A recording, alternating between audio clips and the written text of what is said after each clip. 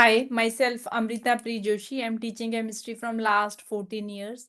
Today topic of our discussion is solution chapter. We are picking one topic from the solution chapter, that is the colligative property. Before start with the topic colligative property, I just want to tell you about the electrolyte and non-electrolyte. We are having two kind of substance. One are the electrolyte, other are the non-electrolyte. Electrolyte is the one which dissociate into ion. For example, NaCl, it give Na positive, Cl negative. When we put the electrolyte in water, it dissociate into ions. To dissociate an electrolyte, it needs some energy, because NaCl, it has the ionic bond. We need to break that ionic bond. To break that ionic bond, some amount of energy is required. That energy is given by the water.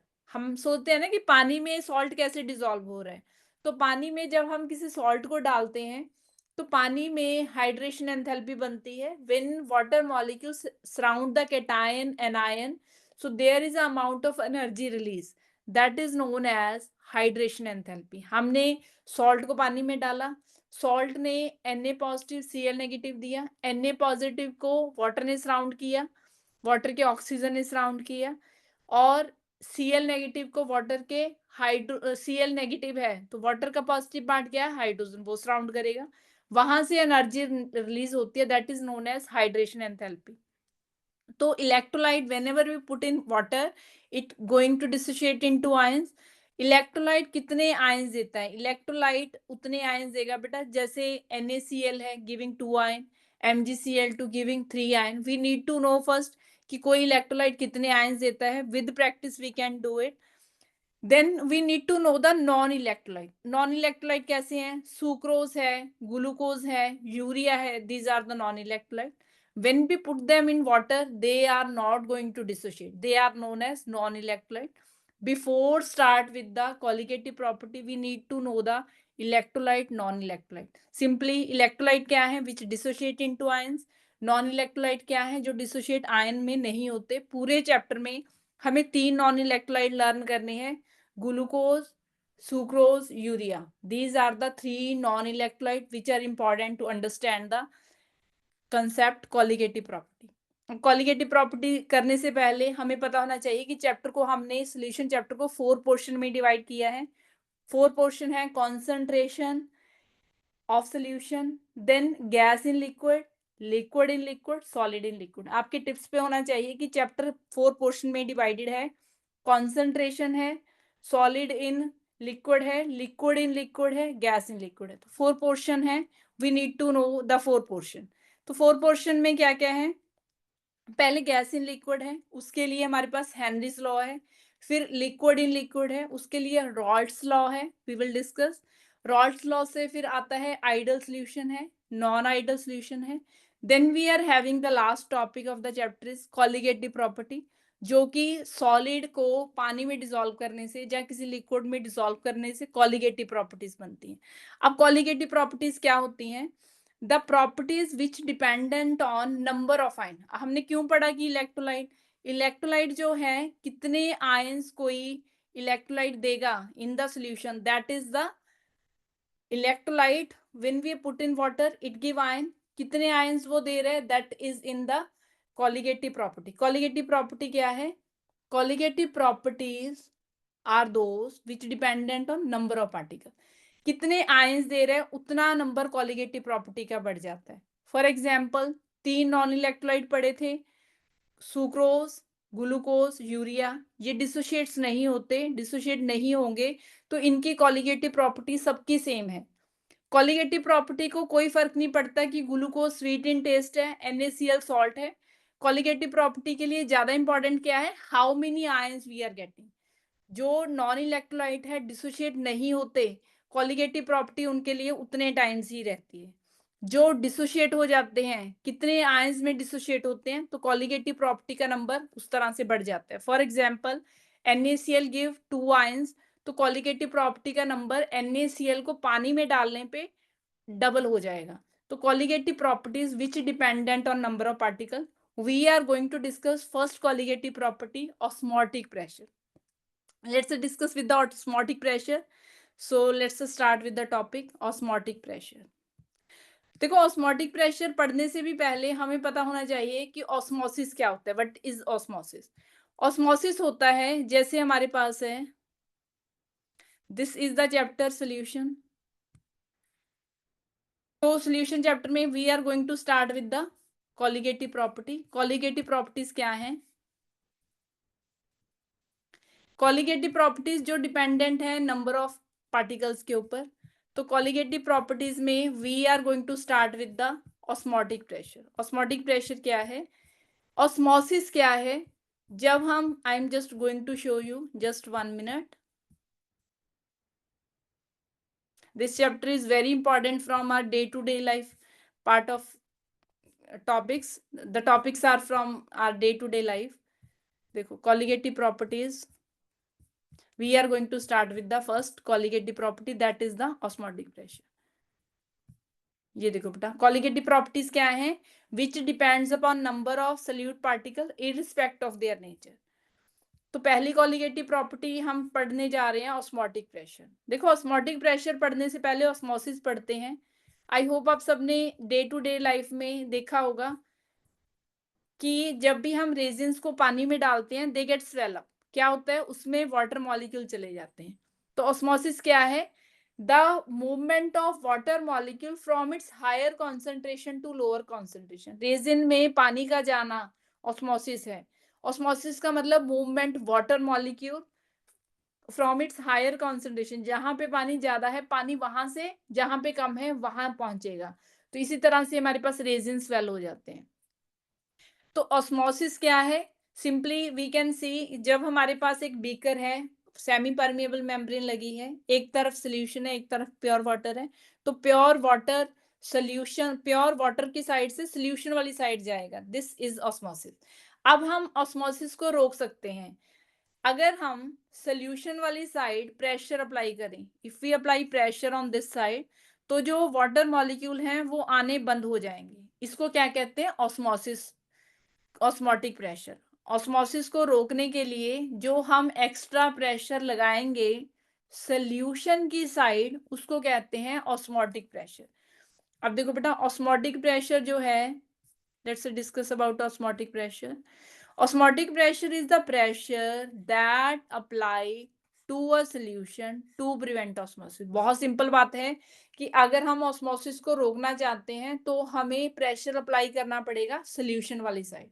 इसकी application है हमारी day to day life में. अब ये तो हमने बात कर ली कि अगर हम ऑस्मोसिस को रोकना चाहते हैं तो हमें यहाँ पे प्रेशर लगाना पड़ेगा तो ऑस्मोसिस बंद हो जाएगी. अब आप इसको कहेंगे osmotic pressure. This is the osmotic pressure. अब यही जो ऑस्मोटिक प्रेशर है इसको हम पाई से डोनेट करते हैं. अगर हम कुछ ज्यादा ही प्रेशर लगा दें, ऑस्मोसिस ऑस्मोटिक प्रेशर से ज्यादा ही प्रेशर लगवा दें सोल्यूशन वाली साइड पे तो रिवर्स होना शुरू हो जाएगा. Water molecule they just start going toward pure side. तो उसको हम क्या कहेंगे? आरओ. आई होप आप सबने सुना होगा घरों में आरओ होता है. आरओ सिस्टम रिवर्स ऑस्मोसिस है. रिवर्स ऑस्मोसिस क्या है? जब वाटर मॉलिक्यूल सोल्यूशन वाली साइड से प्योर वाटर वाली साइड जाते हैं. That is known as osmotic pressure. We are writing it with the pi. Pi is the osmotic pressure. Osmotic pressure से जब ज्यादा प्रेशर होगा that is known as reverse osmosis, जो हमारे घर में वाटर प्योरीफाई करने के लिए हम यूज करते हैं. RO system, reverse osmosis. Now osmotic pressure जो है उसके लिए हमारे पास फॉर्मूला है pi is equals to C R T. तो यहाँ पे पाई ऑस्मोटिक प्रेशर के लिए है. This is for osmotic pressure. और यहाँ पे सी है. C is the molarity which is concentration. R is the gas constant. R यहाँ पे क्या है? Gas constant. टी यहाँ पे है temperature. T is the temperature. तो जब हम कॉन्सेंट्रेशन की वैल्यू पुट करेंगे we are having this, when we put the value of concentration we are having pi is equals to WB upon MB, then volume of solution, then R, then T. अब जो बेटा यहाँ पे हमारे पास MB है, that is the molecular मास। तो अगर हम मॉलिक्यूलर मास को इधर ले आए तो हम किसी भी प्रोटीन का, बायोमॉलिक्यूल का, और वी कैन से पॉलीमर का मॉलिक्यूलर मास फाइंड कर सकते हैं। तो मॉलिक्यूलर मास फाइंड करने के लिए हमें M को यहाँ पाई की वैल्यू यहाँ पुट करेंगे, वॉल्यूम ऑफ सॉल्यूशन यहाँ पुट करेंगे, R गैस कांस्टेंट है यहाँ, टेम्परेचर यहाँ। तो जो ऑस्मोटिक प्रेशर है उसको, ऑस्मोटिक प्रेशर को, प्रॉपर्टी को मॉलिक्यूलर मास, प्रोटीन, बायोमॉलिक्यूल और पॉलीमर का मॉलिक्यूलर मास फाइंड करने के लिए बेस्ट मेथड मानते हैं। 4 कॉलिगेटिव प्रॉपर्टी है। Osmotic pressure is the best colligative property to find molecular mass of protein. ऐसा क्यों? इसके 3 बेनिफिट हैं। जब हम पाई की वैल्यू को यूज करते हैं तो पाई की वैल्यू, ऑस्मोटिक प्रेशर जो है, पहली बात ये रूम टेम्परेचर पे होता है।